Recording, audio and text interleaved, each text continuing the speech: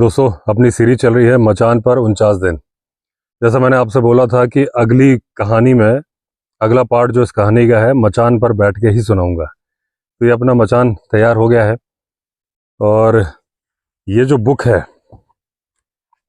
ये मचान पर 49 दिन, इसके ऊपर एक कवर भी था तो उस पर पॉलीथीन लगा के, अभी लैमिनेट तो यहाँ हो नहीं सकता जंगल में, इसमें ही मैं कील से लगवा दे रहा हूँ जब तक चलेगा। तो ये मेमोरी रहेगी इस मचान की, मचान पर 49 दिन की जो बुक का कवर है। और दोस्तों, इसके पहले कि मैं आपको स्टोरी सुनाऊं, उसके पहले मैं आपको एक उल्लू दिखाना चाहता हूं जो कि कल रात को मैंने शूट किया था। जब मैं आ रहा था, इतना बड़ा कुत्ते के साइज़ का उल्लू जो बैठा हुआ था, और उसके बाद फिर मैं जब उसके नज़दीक गया तो उड़ के चला गया। दोस्तों, उल्लू बैठा है, बहुत बड़ा कुत्ते के साइज़ का उल्लू होता है, यहाँ मिलता है। ये बैठा है नदी के अंदर बीचों बीच में, आपको दिख रहा है ये जहाँ पे मेरी फिंगर है। अब मैं इसको ऑन करके चलता हूँ, जब उड़ जाएगा तो उड़ जाएगा। ये देखिए, ये कुत्ते के साइज़ का उल्लू है दोस्तों। बंद करो, एक फ़ोन बंद करो अपना। ये देखिए दोस्तों, कुत्ते के साइज़, इतना बड़ा उल्लू कभी लाइफ में देखा है आपने? अभी गर्दन घुमाएगा ये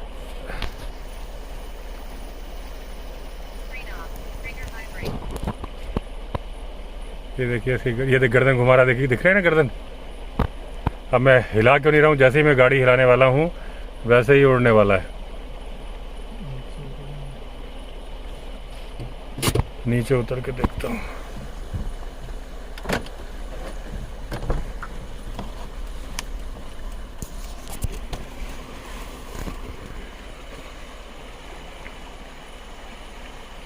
ये देखिए दोस्तों, ये है, मैं इसके पास जाता हूँ। पहले इसको फोकस कर लो। ये है,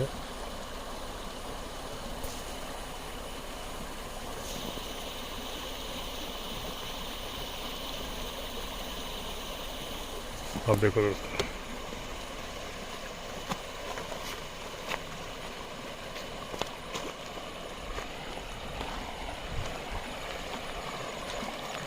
इतना बड़ा उल्लू कभी आपने देखा है? मेरी तरफ ही देख रहा है। ये उल्लू कुत्ते को भी लेके ये उड़ा, ये देखिए, देखा इतना बड़ा उल्लू। तो दोस्तों, पिछले एपिसोड में आपने देखा था कि ये करीब 30 दिन तक रहे मचान के ऊपर, और शकीला जो वन गुजर रहमान की बेटी थी, वो आती थी दूध लेके, मचान पर बैठती थी। एक दिन उसने बताया उसके अब्बा की तबीयत ख़राब है, तो ये गए मदद करने के लिए, उसके खेत की रखवाली करी। और फिर वहीं पे जो दूसरे लोग मदद करने के लिए आने लगे थे, एक दिन उन्होंने जंगली सुअर समझकर लेपर्ड मार दिया, और उस लेपर्ड की खाल उतारने के लिए शकीला ने इनको दे दिया। अब ये 16वां चैप्टर है। इसमें श्रीनिधि बोलते हैं कि वो जंगल में रोज निकल जाते थे सरकंडों की खोज में। सरकंडे क्यों? उनको जो धनुष बाण का जो बाण था, वो उसको बनाने के लिए आगे तो लोहा लगा देते थे, पीछे पंख, बीच का जो डंडी होती थी वो सरकंडे से बनाते थे। तो अच्छे सरकंडे खोजने के लिए चले जाते थे बार बार जंगल में, लेकिन हमेशा इनको मनपसंद सरकंडे मिल नहीं पाते थे। लेकिन इसी दौरान इनको बहुत सारी दूसरी चीज़ें दिख जाती थी, जैसे कि लाल नीले पीले दुनिया भर के पत्थर मिल जाते थे, कभी बड़े सुंदर नाले मिल जाते थे पहाड़ी, जिसमें कि बेरियों के पेड़ लगे होते थे, झरबेरी जिसको बोलते हैं। और उसके अलावा ऐसा लगता था कोई छोटा सा नगर ही बसा है, ऐसा इमेजिनेशन थी, मतलब कल्पना करते थे ये। एक बार मैं आपको मचान से व्यू दिखा देता हूँ, वो मैंने नहीं दिखाया अभी आपको। ये देखिए, मचान के लेफ्ट हैंड साइड में ये हमारा शिव जी का मंदिर है, सामने पहाड़ का व्यू आ रहा है, सामने नदी का व्यू है, मणिकूट पर्वत दिख रहा है। ये बॉनफायर एरिया है हमारे रिजॉर्ट का। इस साइड ये पहाड़ का व्यू है, इस साइड ये लेपर्ड की फेवरेट जगह जहाँ से लेपर्ड आता है, ये वो घना जंगल। इसी के टॉप पे कल मैं गया था, जो लेपर्ड ट्रेल वाला जो था, और जो भालू की जगह दिखाई थी। यहाँ से 200-300 या 300 मीटर आगे है पहाड़ पे चढ़ते हुए टॉप पे। इस साइड ये बांस के झुरमुट है, और फिर ये मंदिर है। इस तरह से मचान पे गद्दा डाल दिया है, ये बाउंड्री है, ये एक प्लेटफॉर्म सा बना रखा है, और उसके नीचे सीढ़ियां लगी हुई हैं। ये यहाँ पे फ्लैट एरिया बनाया हुआ है। अब ये नाले में देख रहे थे दूरबीन से, तो इनको दूर नाले में एक गीदड़ यानी सियार यानी जैकल जाता हुआ दिख रहा था, और उसने भी इनको देख लिया था, और वो रुक गया था इनको देख के। अब ये मन ही मन बात कर रहे थे कि भाई तू मुझे क्या घूर रहा है, मैं जब चाहे तुझे तीर से निशाना बना सकता हूँ, लेकिन अब मैं गीदड़ को निशाना बनाऊंगा। लेकिन इनके मन में आया कि अगर मैं इसके पीछे भागता हूँ तो देखता हूँ ये क्या करता है। तो ये भागे, बहुत तेज चाल से नहीं, लेकिन धीमे धीमे भागना शुरू हो गया। लेकिन तेज क्यों नहीं भाग रहा था? क्योंकि पत्थर थे, इनको भी पत्थरों से दिक्कत हो रही थी और उसको भी दिक्कत हो रही थी। उसको तो कम ही हो रही होगी, इनको ज़्यादा दिक्कत हो रही थी। अब इनको ऐसा फील आ रहा था कि अगर मैं दौड़ूं तो मैं इस गीदड़ को पकड़ सकता हूँ। लेकिन फिर इन्होंने सोचा कि गीदड़ को पकड़ के मुझे क्या फ़ायदा होगा। अब जो सप्त रुद्रा नदी है, उससे मिलने के लिए एक जो सहायक नदी होती है, जो स्ट्रीम होती है, वो मिली इनको। चारों तरफ बहुत सारी बेरिया है, उसकी जो छाँव है, परछाई है, वो पानी में दिख रही है। अब ये सोच रहे हैं कि किसी भी पक्षी की आवाज़ नहीं आ रही, किसी भी जानवर की आवाज़ नहीं आ रही। तो इनको लगा कि क्या जो इंसान शहरों में रह रहे हैं उनको ये सब नहीं देखना चाहिए? क्या उनके लिए ज़रूरी नहीं है? और फिर इनके मन में थॉट आने लगे कि मैं शहर में रह रहा हूँ, क्या मैं अपना जीवन बर्बाद तो नहीं कर रहा हूँ? मुझे तो यहाँ रहना चाहिए। फिर इनको थॉट आते थे कि कहीं ऐसा तो नहीं कि मैं यहाँ रह के अपना जीवन बर्बाद कर रहा हूँ, कि मेरे सारे जानने वाले तो वहाँ रह के पैसे कमा रहे हैं और मैं जंगल जंगल घूम रहा हूँ। अब इनको लगा ऐसा ना हो कंपटीशन में अपने दोस्तों से पीछे रह जाए, क्योंकि वो सुबह से लेकर शाम तक पैसे कमा रहे हैं और ये पैसे नहीं कमा रहे, यहाँ घूम रहे हैं। तो कहीं ऐसा तो नहीं कि अपने जो ये टाइम है जीवन का, कि कांच जो चिंतामणि है वो कांच के रूप में बेच रहे हैं। तो ये तो नहीं होगा कि कहीं ऐसा तो नहीं होगा कि उनके दोस्त आगे निकल जाएं और ये पीछे रह जाएं पैसों के मामले में। फिर इन्हें मुक्ता का थॉट आता है कि मुक्ता तो पूरी जिंदगी जंगल में रही है, उसका क्या बिगड़ा, वो तो इतनी खुश है, 22 साल की उसकी उम्र है, लेकिन वो पूरी इतनी एक्सपीरियंस होल्डर रखती है, जैसे कि उसको बहुत सारा नॉलेज है, इंग्लिश हिंदी सारा कुछ उसने यहीं रह के पढ़ लिया, और उसको तो जरा सी भी इच्छा नहीं होती कि वो शहर जाए। ये पीछे बर्ड की आवाज़ आ रही है इस माइक में कि नहीं आ रही, कुछ आइडिया नहीं मुझे। इस मचान को दोस्तों मैंने ज़्यादा हाइट, कई लोगों ने कमेंट लिखे कि इसकी हाइट होगी करीब 7 फीट 8 फीट होगी। कई लोगों ने कमेंट लिखे कि आपको 12 फीट से ऊपर बनाना चाहिए था, क्योंकि टाइगर तो 12 फीट का जंप कर लेता है। तो ये मचान मैंने इसलिए नहीं बनाया कि हमें रात गुजारनी है इसमें, बैठने के लिए, सेल्फी के लिए, बर्ड वॉचिंग के लिए बनवाया है। रिजॉर्ट के अंदर ही है, ऊपर बनवाऊंगा कोई ऐसा रात गुजारने वाला, क्योंकि ये मंदिर के बगल में है तो इसमें वॉशरूम में बना नहीं सकता था। तो दूसरी बात, 8 फुट का है, लेकिन टाइगर तो पहली बात यहाँ आता नहीं है। लेपर्ड है, लेपर्ड के लिए 10 फुट भी कुछ नहीं है, वो तो चढ़ जाएगा। अब यहाँ से आप बताओ, पीछे ये है उल्टा ये 8 फीट पे क्या है, लेपर्ड तो जंप मारेगा सीधे इस पे गिरेगा। तो इस पे मैं कवर करवाऊंगा बांस का जंगला बना के, या देखता हूँ कैसा ग्रिल बना के इसमें कवर करा दूंगा कि कोई बर्ड वॉचर से, या कोई शाम के टाइम बर्ड्स बहुत होती हैं, अभी बर्ड बहुत सारी बोल रही हैं। शायद इस नॉइस कैंसिलेशन वाले माइक में रिकॉर्ड नहीं हो रहा होगा, लेकिन माइक लगाना जरूरी है क्योंकि आवाज़ उतनी दूर नहीं जाएगी। तो इसको मैं ग्रिल से कवर करा दूंगा कि जब आदमी यहाँ बैठे तो उसको टेंशन ना रहे। सामने तो खैर दूर है, बाइनोकुलर से दिखेगा पूरा व्यू, पूरा मणिपुर पर्वत, राजा जी नेशनल पार्क यहाँ से एक एंड से दूसरे एंड तक दिख रहा है। सबसे बढ़िया व्यू यहाँ से आ रहा है रिजॉर्ट के अंदर का। पीछे बिल्कुल बर्ड्स बगल में ही है, अगर आप यहाँ बैठे हो बाइनोकुलर लगा के तो आप क्लोजअप शॉट्स ले सकते हो। तो इसलिए बनाया इसको, और बनाया क्या, वो तो इस बुक के लिए बनाया था। अब तो सेकेंडरी क्या यूज़ हो सकता है वो देख रहा हूँ। मेन तो यही था कि मेरे दिमाग में आया कि एक मचान बना देता हूँ इस बुक को पढ़ने के लिए। तो लेकिन इसको मैं ग्रिल से कवर करा दूंगा तो ये सेफ हो जाएगा बैठने के लिए, क्योंकि अभी मेरे अलावा कोई दूसरा होता तो उसको टेंशन ये होता कि पीछे से कोई आ तो नहीं रहा है।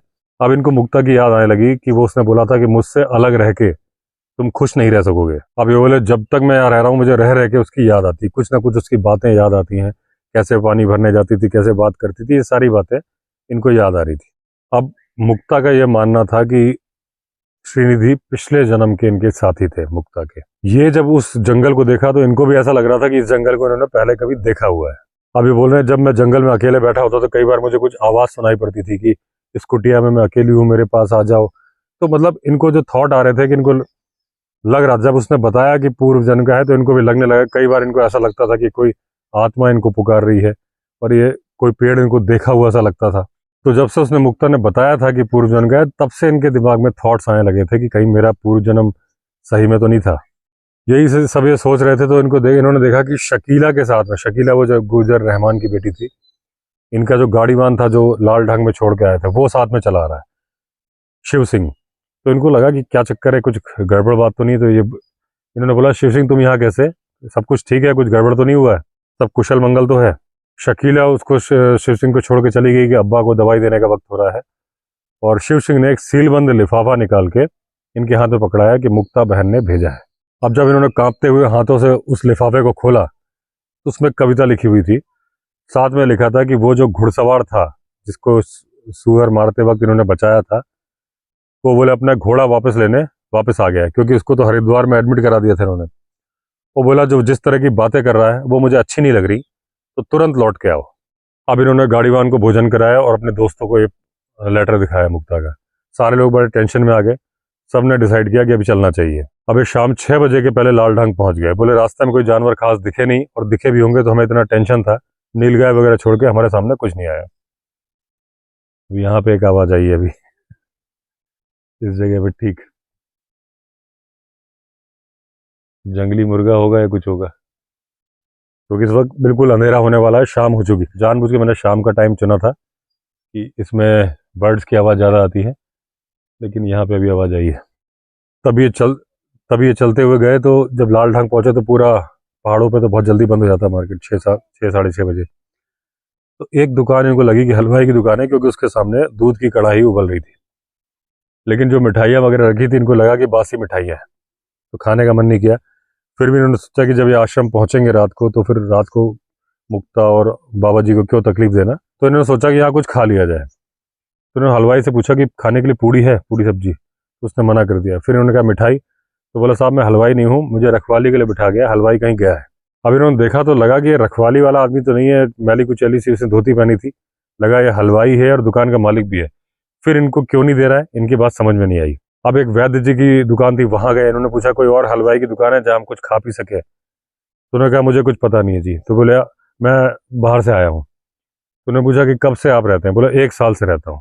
तो इनको फिर आश्चर्य हुआ कि ये छोटी सी बस्ती जिसमें टोटल सारी दुकानें मिला के 10 या 12 दुकान नहीं है, इनको ये नहीं पता 365 दिन से रह रहे हैं यहाँ दूसरी हलवाई की दुकान है कि नहीं है। अभी सोच रहे चक्कर क्या है, कोई हम सब लोग हमसे ऐसा स्ट्रेंज बिहेवियर क्यों कर रहे हैं। तभी मुरली चौधरी मुरली वहाँ मिल गए, जो मुखिया थे, जिन्होंने इनको गाड़ी वाहन के रुकने का इंतजाम कराया था। तो उन्होंने कहा आप लोग यहाँ कैसे, चलिए घर चलिए। तो ये बोले नहीं हम बहुत अर्जेंसी में हैं, जल्दी जाना है, हम रुक नहीं सकेंगे। तो बोले हाँ शिव सिंह मालूम चल चुका है, लेकिन थोड़ा सा आराम तो करेंगे। बोले हाँ आराम तो कर सकते हैं। अब वहाँ देखा तो 4-5 चारपाई बिछी हैं, तकिया कंबल सब रखा है। उसके बाद उन्होंने कहा कि आप थोड़ा आराम कर लीजिए, खाना खा लीजिए। तो जल्दी से खाना खाने गए, लौट के आए तो देखा कि 3 लाल पगड़ी वाले सिपाही बैठे हैं, वहीं पे एक दरोगा जी पिस्तौल कमर में लगा के इन्हीं की चारपाई पे बैठे हैं और इनका ही इंतजार कर रहे हैं। जब ये लोग बैठे तो बोले आप लोग कहाँ से आ रहे हैं और कहाँ जा रहे हैं। तो उन्होंने कहा कि हम लोग जंगल से आ रहे हैं, शिविर से, और उधर आश्रम की तरफ जा रहे हैं। बोले कब जाएंगे, बोले 10 मिनट में। बोले ऐसा क्या काम पड़ गया है कि आपको अभी जाना पड़ रहा है। ये बोले कुछ अर्जेंट काम है। तो पुलिस वाले ने कहा कि आप बिना परमिट लिए नहीं जा सकते। तो पुलिस वाले ने कहा इन दिनों ऐसा ही नियम है। अब वो चौधरी जी चाय के साथ उनका आदमी आ रहा था, चाय वगैरह लेके आ रहे थे। तो पुलिस वालों को देख के पहले तो चौंके, लेकिन फिर उन्होंने पुलिस वालों को भी चाय ऑफर करी कि लीजिए। तो पहले तो थानेदार उनके साथ ही हिचके, लेकिन जब बार बार बोला गया तो उन्होंने चाय ले ली। अब थानेदार ने चाय पी के बताया कि एक्चुअली इन दिनों जग्गा डाकू का आतंक बहुत हो गया है, मालूम चला है कि वो वापस आ गया है, और उसके चलते यहाँ पे, और जब आप लोग घूम रहे थे तो आपको जग्गा डाकू के गिरोह का सदस्य ही लोगों ने मान लिया, इसीलिए वो हलवाई खाना नहीं खिला रहा था, वैद्य भी कुछ हेल्प नहीं कर रहा था। तो बोले सबने कंप्लेंट की थी तो हमें वही चेकिंग करने आना पड़ा। तो इन्होंने कहा कि ठीक है अब तो आपको मालूम चल गया कि हम डाकू नहीं हैं, अब तो आप हमें जाने देंगे। तो बोले देखिए जाने तो मैं सुबह दूंगा, हाँ ये है कि आपको ना तो कोई पुलिस वाला परेशान करेगा, ना ही कोई बस्ती वाला परेशान करेगा, सुबह आप चले जाना। ये रात को सोते रहे, लेकिन इनको लगता रहा कि पुलिस वाले बाहरी गश्त लगा रहे हैं कि रात को ये ना निकल जाए। लेकिन सुबह इनको कोई दिक्कत नहीं हुई। टट्टुओं का इंतजाम किया, क्योंकि जो सामान वहां से मदान से लेके आना था वो टट्टुओं पे ही आना था। अभी आगे बढ़ते गए, एक जगह इनको टाइगर के पगमार्क मिले। ऐसा लगा कि थोड़ी देर पहले ही पानी पी के गया है यहाँ से।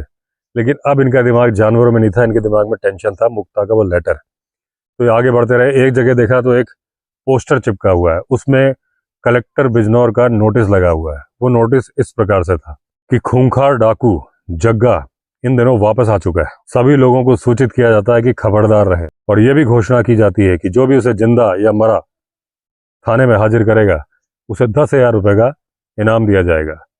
आदेशानुसार कलेक्टर बिजनौर। अब इसको अवॉइड करके आश्रम की तरफ चले। जैसे ही आश्रम के पास पहुंचे, एक आदमी ने इनके कंधे पे पीछे हाथ रखा। मुड़ के देखा तो एक आदमी था। इन्होंने बोला कौन? बोले साहब आपने हमें पहचाना नहीं? बोले ये देखिए, ये मेरी मुट्ठी में जो निशान है ये आपके तीर का ही निशान है। अरे उन्होंने कहा तुम वही डाकू हो जिसको हमने तीर मारा था? बोले हाँ जी मैं वही डाकू हूँ, मेरा नाम है तेज सिंह। लेकिन बोला अब मैं डाकू नहीं हूँ, मैं जग्गा के साथ छोड़ चुका हूँ। और ये वो बोले कि जग्गा वही है जिससे आपने सुअर ने घायल कर दिया, जिसको आप बचा के लाए थे और यहाँ इलाज किया था, वही है जग्गा डाकू। तो दोस्तों ये जो वाइल्ड लाइफ वाला सेक्शन था, ये जंगल से बाहर निकल के आश्रम में आ गए। यहाँ तक वाइल्ड लाइफ खत्म। अब जो है कहानी में एडवेंचर या मसाला जो तड़का मैंने शुरू में बोला था कि वो मैं शॉर्टकट में सुना दूंगा, क्योंकि वाइल्ड लाइफ का चैप्टर खत्म हो गया। ये 17वां चैप्टर चल रहा है, 19 चैप्टर तक है, लेकिन इसके बाद इसमें वाइल्ड लाइफ नहीं है। लेकिन बहुत सारे लोग हैं जो पूछते रहते हैं मुक्ता का क्या हुआ और क्या है। तो इस कहानी में वाइल्ड लाइफ जब ये आश्रम में पहुंच गए खत्म हो गई। तो इस बुक में आगे की जो कहानी है मैं शॉर्टकट में आपको सुना देता हूँ कि जो लोग उस स्टोरी को फॉलो कर रहे हैं वो डिसअपॉइंट ना हो, उनको पता चले। तो ये बुक को मैं बंद करता हूँ और मैं ऐसे आपको सुनाता हूँ कि जब तेज सिंह ने हाथ रखा, फिर उसने बोला कि मैं ऐसा ऐसा जग्गा डाकू का साथ छोड़ चुका हूँ, क्योंकि इन्होंने उस टाइम पे मदद करी थी कि जब वो चाहते तो ये पुलिस में दे सकते थे, इन्होंने नहीं दिया था, छोड़ दिया था, तो वो एहसानमंद था। तो बोला साहब मुक्ता को तेज सिंह मुक्ता तो बोला साहब मुक्ता को डाकू जग्गा अभी अभी किडनैप करके ले गया है 15 मिनट पहले। तो मेरे पास 2 घोड़े हैं, आप लोग अगर बैठे हैं तो हम पीछा करके उसको पकड़ सकते हैं। ये बैठे, पीछा किया इन्होंने। आगे जाके काफ़ी आगे चले तो देखा कि एक जगह पेड़ के पीछे छुप के जग्गा डाकू खड़ा है घोड़े में, और उसकी गोदी में बेहोश मुक्ता लेटी हुई है। वो वहाँ छुप के क्यों खड़ा था? क्योंकि वो 5 हाथी जो पहले से थे, जिनके बारे में जिक्र कर चुके हैं, वो आके रास्ता रोके थे, मतलब किसी तरह से आ गए थे। तो ये जग्गा उन हाथियों के सामने आना नहीं चाहता था कि वो निकल जाएं तो फिर निकले। इधर से ये शॉर्टकट उतर के गए और पास से उसने तेज सिंह ने राइफल लगा दी इसके पीछे और इन्होंने पिस्टल लगा दी उसको, जग्गा को, हैंड्स अप। तो उसने हाथ ऊपर कर लिए और ये तेज सिंह को लग रहा था कहीं श्रीनिधि इसको माफ ना कर दें। इतनी देर में पता नहीं कैसे जग्गा ने बंदूक निकाली, तब तक तेज सिंह भी सामने आ गया था, श्रीनिधि भी सामने थे। उसने पता नहीं साइड से बंदूक निकाल के इसकी तरफ फायर कर दिया, तेज सिंह की तरफ, जो कि इसको लगा नहीं। इमीडिएटली श्रीनिधि ने अपनी बंदूक चला दी, जग्गा को लग गई, वो घोड़े से नीचे गिर गया। उसके पहले, गोली मारने के पहले ये बात चल रही थी, इन्होंने कहा था कि तुम्हें जरा सी भी शर्म नहीं है? जिन लोगों ने तुम्हारी जान बचाई, जिन्होंने तुम्हारा इलाज किया, तुम उन्हीं को किडनैप करके ले आए। इन बिटवीन, इन बातों के बीच में उसने गोली चला दी थी। तो जैसे वो गिर गया, उसने कहा पानी, तो उन्होंने अपने थर्मस से पानी पिलाया और उसने मुक्ता की तरफ हाथ जोड़ के बोला क्षमा, और मर गया। अब तेज सिंह और मुक्ता को लेके ये आ गए आश्रम में। वहाँ सबने तेज सिंह को भी धन्यवाद दिया, श्रीनिधि को भी धन्यवाद दिया। वहाँ इन्होंने बोला कि तेज सिंह तुम इसकी डेड बॉडी लेके थाने चले जाओ, तुम्हें 10,000 रुपये का इनाम मिल जाएगा। वो चला गया। इधर बाबा ने इच्छा जाहिर करी कि मुक्ता से श्रीनिधि की शादी हो जाए, लेकिन श्रीनिधि ने बोला कि मैं 17 साल बड़ा हूँ और मेरी शादी हो चुकी है, तो मैं शादी नहीं कर पाऊँगा। लेकिन उन्होंने, बाबा ने फिर पूरी स्टोरी बताई कि जब तुम जा रहे थे तो मैंने तुमसे कहा था जब लौट के आओगे तो एक बात करूँगा, वो बात करने का वक्त आ गया है। बोले जब मुक्ता 4-5 साल की थी तो अचानक से इसको पूर्व जन्म की यादें आने लगी। तो ये बोली कि मुझे ले चलो, तब इसकी माँ भी जिंदा थी। तो हम बैलगाड़ी लेके चले, जहाँ जहाँ डायरेक्शन बताती रही हम बैलगाड़ी लेके गए। एक पुराना सा खंडहर घर था, उसने बताया ये मेरा घर है, यहाँ मैं अपने पति के साथ रहती थी, और बता दिया यहाँ पानी का कुआं है या कुंड है, वहाँ पेड़ है, यहाँ हमारा मचान था, ऐसे ऐसे बताती गई। और जहाँ जहाँ हम जाते थे वहाँ वहाँ वो मिल रहा था, तो इनको यकीन हो गया। उसके बाद ये वापस आ गए। बाद में इनकी वाइफ गुजर गई, पंडित जी की, पंडित हरि शर्मा की। तो एक पीपल के पेड़ के नीचे रहने लगे। फिर एक फॉरेस्ट ऑफिसर जो जर्मन थे, उनके वाइफ का इन्होंने इलाज किया, वो ठीक हो गई। तो उन्होंने खुश होकर इनको कहा कि 200-250 बीघा ज़मीन ले लो। तो उन्होंने वही ज़मीन सेलेक्ट करी जहाँ वो मुक्ता का पुराना खंडहर घर था। तो वहीं पे उन्होंने आश्रम बनाया और बोले जिस कमरे में मुक्ता रहती है वो वही कमरा है। इन्होंने उसको रेनोवेट करा दिया, कमरे को तोड़ा नहीं। तो मुक्ता यही मानती थी। और बाद में जब मैं पंडित जी बोल रहे थे कि जब मैं आपके बचपन के किस्से सुनाता था चोरी के, तब वो बोली कि जिनके आप किस्से सुना रहे हो वही मेरे हस्बैंड हैं। तो मैंने बहुत खोजने की कोशिश की, आश्रम गया, लेकिन आपका पता नहीं मिल रहा था। तो मुक्ता बोली ढूंढिए मत, वो खुद यहाँ चल के आएंगे। तो 6 7 8 साल से वो इंतजार कर रही थी। उस दिन आप आए तो मैं खुशी का ठिकाना नहीं रहा कि भाई जिसका वो इंतजार कर रही थी वो आ गया। तो इस तरह से मैं चाहता हूँ कि आप शादी कर लो। तो उन्होंने मुक्ता को समझाया कि देखो ऐसा संभव नहीं है, मैं तुमसे उम्र में भी इतना बड़ा हूँ और मेरी शादी हो चुकी है और मुझे तो इसे पता नहीं था। तो वो बोली कि मुझे, श्रीनिधि ने कहा कि शिशिर जो है, मैं जानता हूँ तुमसे मन ही मन प्यार करता है, तो तुम शिशिर से शादी कर लो, तुम्हारा जीवन भी सही हो जाएगा, क्योंकि इस तरह से कुंवारी रहना ठीक नहीं है। तो वो बोली कि ऐसा संभव नहीं है, मैं तो आपसे शादी करना चाहती हूँ। बोले नहीं, ऐसे करके इन्होंने प्रेशर बनाया तो वो मान गई। तो इन्होंने शिशिर के फादर को वहीं बुला लिया और आश्रम में वहीं शादी करा दी। उसके बाद विदा कर दिया, ये भी अपना चले गए और फिर कश्मीर वगैरह घूमने चले गए। 6 7 साल तक इनका कोई कांटेक्ट नहीं रहा। फिर एक दिन का मन किया कि आश्रम जाए और पता करे कि बाबा कैसे हो क्या है। तो ये हरिद्वार आते थे तो हर की पौड़ी पे स्नान करने जाते थे। जैसे ही गए तो वहां पे एक साधु इनको पहचाना पहचाना सा लगा देख के। जब पास में गए तो देखा वो शिशिर था। तो उन्होंने कहा शिशिर तुम, तो वो गुस्सा हो गया, क्या अकेले ही आए हो, अपनी मुक्ता को लेकर नहीं आए हो? तो बोले कैसी बातें कर रहे हो, इनको लगा बिजली गिर गई इनके ऊपर।